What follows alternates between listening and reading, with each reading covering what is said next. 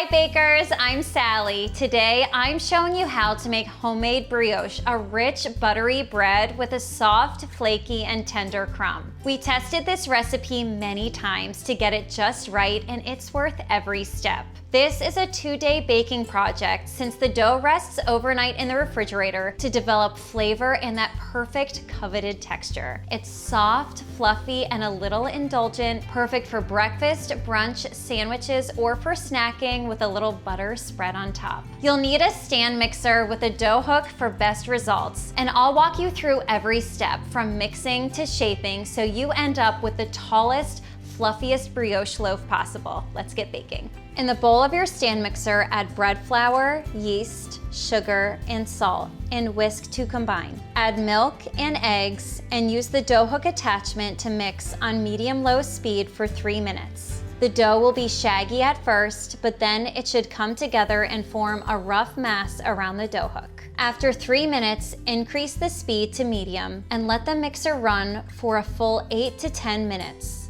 The dough should wrap itself around the dough hook and be slapping the sides of the bowl. If that isn't the case, add a little more flour, 1 tablespoon at a time, and keep mixing. Set aside. Lay slices of cold butter on a piece of parchment paper set on a sturdy cutting board. Place another piece of parchment on top, then use a rolling pin to pound the butter until it's very thin. This is called plasticizing the butter, and it's a key step in this recipe. With the mixer running on medium-low speed, add the butter 2 pieces at a time. Wait until the butter has completely incorporated into the dough before you add the next 2 pieces. If the butter gets stuck to the sides of the bowl, stop the mixer and scrape it down with a spatula. Once all 8 pieces of butter have been added, increase the speed to medium and let the mixer run for another 2 minutes until the dough is smooth, shiny, and elastic. Shape the dough into a ball and place it in a greased bowl, turning it to coat the dough in the butter or oil.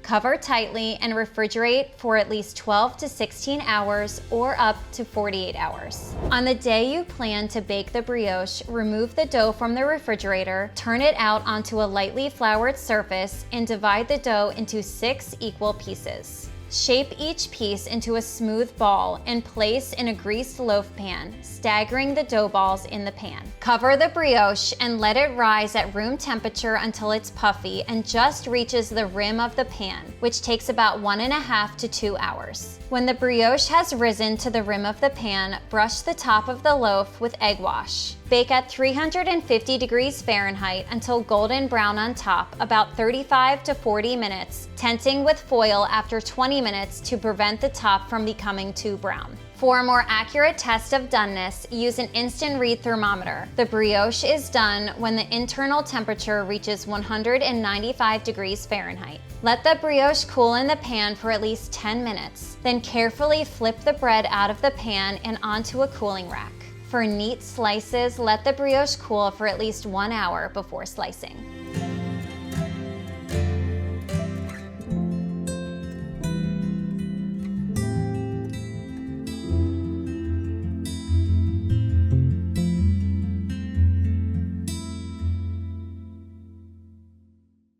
Thank you so much for watching. I hope you feel inspired to try a new baking recipe today. Head over to my website for the full written recipe and all of my success tips. You can also ask a question right there on the recipe page, and my team and I will be happy to answer.